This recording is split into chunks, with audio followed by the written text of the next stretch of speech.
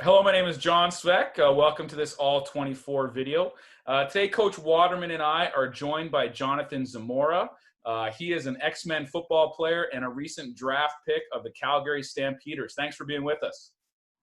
Hey guys, thank you so much. I'm so excited. Thank you for having me on. Great to have you, Johnny.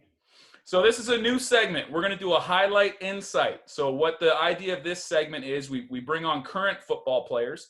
We talk some football with them, and we go through their highlight tape a little bit, and they give us some insight into what we're seeing. So that's what we're going to do. So Coach Waterman, anything to start us off here?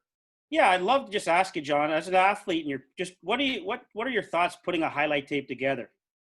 So putting a highlight tape together for me, like it's always just been trying to promote yourself to the absolute fullest, from your just game film and whatnot.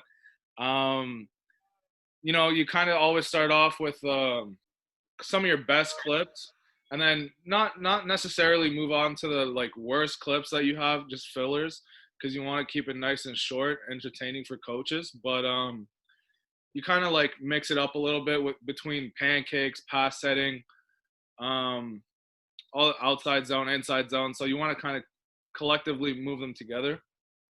You're trying to show all your skill sets that you can do in the highlight tape. Is that correct? Yeah, exactly. And one last question from my standpoint. When you're sending a highlight tape to coaches, music or no music? So, no music for coaches. And then for your friends on Instagram, for your friends on Facebook, throw something together that, you can add videos to or whatnot, just get the hype going. But no, when you're sending it to coaches, no music. Good. Lots of great advice there for folks putting together their own highlight tape. So let's get into it. Again, we're going to just watch a little bit of this here. There's some of your impressive stats there that you can see. So here's the first play. Let's give it a watch. Perfect. So obviously a very aggressive play there, a really good finish. Can you talk us through a little bit of this play, kind of what you were coached to do in this situation? Okay, so this play we installed, I was begging Coach Dave all year, we gotta trying to pull, so this play, as you can see, my backside 3 tech, I was allowed to pull in this scenario just because I don't have a backside 1. So what I did here was I skip pull. I was originally supposed to come around for the Sam backer, as you can see, 43 in this scenario. So what you want to do in the skip pull is just kind of, it's hard for a center to skip pull, and just because I feel like the game's changing in this scenario where we're trying to be a lot quicker from that position. So keeping your shoulders square, your hips square. So yeah, I feel like this was just a technical play. Phenomenal. Let's move on to the next clip here. Let's give it a watch.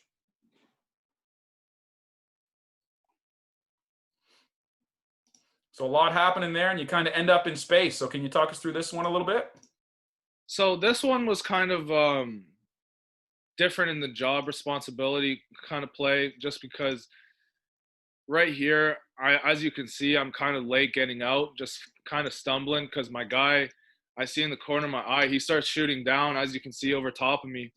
But just it's kind of knowing where the ball point and the play is going to happen. So as the mic in this scenario, I'm not too sure you can see his number, but yeah, he shoots over top of us, so it's kind of understanding where the play is going to be.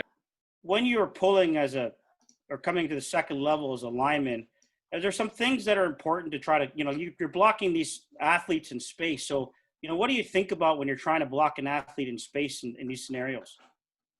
So athlete in space, man, I can't say how many times I've had learning opportunities out there.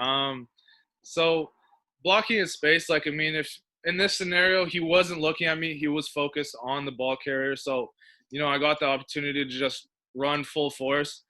But in the scenario where you're going to go up to a safety or even a linebacker, 5 yards ahead of you, you got to break down pretty good and kind of make yourself big so they don't kind of escape your zone, so. Yeah, a bit more of a conventional play here. So can you kind of talk us through this one a little bit? So we got a little inside zone happening. This looks like knife, right? Yeah. So we got just an inside zone play going on, and yeah. So no, this plays a A-gap to A-gap play. Necessarily we wanted to have a cutback lane throughout the year just because of how the defense is flowed. So in this scenario, I'm kind of having to, bite the bicep, as Coach Dave would say, but not reach step. It's more of a, trying to get him out of my zone. So we've seen a couple of plays here of you kind of in space and taking on those blocks that way. This one's a little different. Is it a different mindset when it's just he's right in front of you, kind of mano a mano, trying to have that physical play? Oh yeah, it's almost like you got to turn the oven up a little just higher. You know what I mean? Just so you gotta turn the heat up, and you gotta get there first. That's the biggest thing that's kind of crossing your mind, is that you want to get your hands on his chest plate. Start turning him before he gets hands on you. So that's the biggest key.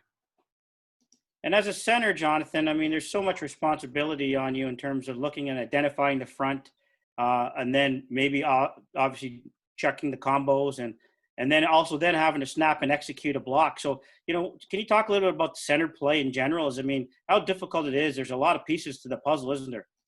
Yeah, I had it pretty good in this scenario just because a lot of the guys were on the same page. So when it came to making calls, we were all kind of making the right calls together. So, but initially, walking up to the line of scrimmage, I'm going to be, identifying the box. I'm going to be IDing the mic, just understanding where the safety is on the field. In hearing you say that, I mean, everyone has to obviously prepare for a game day, but there's maybe that little extra notch of preparation for that center position, I would think. Definitely.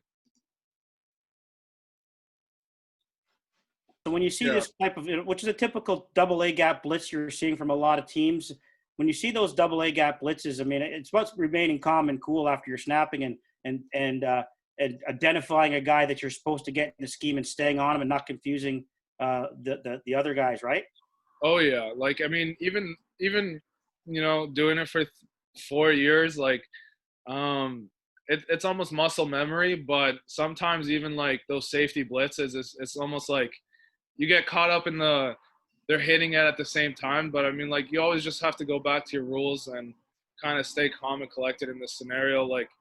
Some this one, for example, I saw the safety maybe a split second right before he hit the back position, 5 yards back. So, yeah, no, it was some of these can be surprises, so.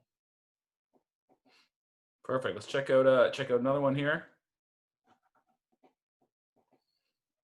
Perfect. Again, can you talk us through maybe your footwork here a little bit on this kind of movement? So outside zone scenario, we like to skip pull this past year. I thought it was phenomenal. Just because it really got the guys moving. So you get to keep your shoulders square, your hips square while maintaining that speed. So as you can see, I have a backside one. You don't want to absolutely leave in that scenario just because, the nose can spike right up. But I mean, we all know Perry's super fast, so he got there no problem. But in that scenario where I'm going up to the backer, I missed my hand placement, but we just had a good technique on that play. So and you said a couple of things I want to touch on. You talked about trusting your teammates on the offensive line. I guess that must be a big part of it, and understanding and believing that you're all on the same page. You guys must do a lot of work together, and in terms of being able to identify the same things and communicate together. How important is that? Oh, it's huge. I couldn't these guys, the 5 guys that you're playing with. It's insane how, for Perry, for example, playing all my years at StFX, I know what he's capable of. He knows what I'm capable of. It's almost like we know each other's weaknesses. We know each other's strengths, so we can really capitalize on that, so it's good. Phenomenal. The second thing you mentioned here is hand placement. You talked a little bit about, as you're climbing that second level, you missed your hand placement a little bit. So how important is hand placement? I mean, you can get the job done if you don't have them correctly, but how important is that in what you're being asked to do? It's very important. Like in this scenario, I was kind of lucky I didn't get called for holding. I had my backside hand on the back of his jersey here, but yeah, it's very important when you want to get him moving, right? So it's kind of the chest plate to shoulder turn. So I didn't quite get him reached in this scenario, so I went for the wash. Awesome. Why don't we watch one more play here, guys, and see what we can see.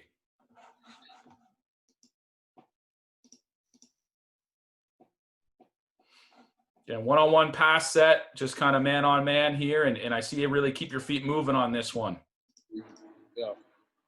When you're pass setting, John, like, just like in that scenario, and you have a guy, you have someone right on the nose, right on top of you. So does that change a little bit when you're uncovered versus covered? Yeah. So when I'm covered head up, I like to take coming from American background, so it's like you want to kind of get depth a little bit, but not too much. I always had that big fault of me maybe taking too much depth. So you want to kind of go straight back. I like to take like a 1-2 step, let him figure himself out, make him commit. But I don't like to pick a side, so I let him pick a side and react. Awesome. That's phenomenal. Well, really enjoyed going through that with you. Anything to add, Coach Waterman, to finish off here? No, I would say, Johnny, we're watching the tape, and as we're talking offensive line play, as I mentioned before, you've talked about some key elements about trust amongst your teammates, about preparation in terms of being ready and identifying what you're going to see, and technical element. So, how much time do you spend working on all of those things? I mean, do you do it a lot in the off season, a lot of film? How do you sort of prepare yourself? It's 24/7. It's 24/7. It's nonstop. Like, you'd like to say football stops in the meetings and the practice, then you go home, but it never stops. Like, I mean, these guys become your brothers, and on and off the field, it's continuous. It never stops. Awesome. Well, the finished product looks great, and obviously becoming, a CFL draft pick and all that work, just paying off. So really, really proud of you. Really great job, man. Appreciate it, Coach. Thanks, John. Thanks, Coach.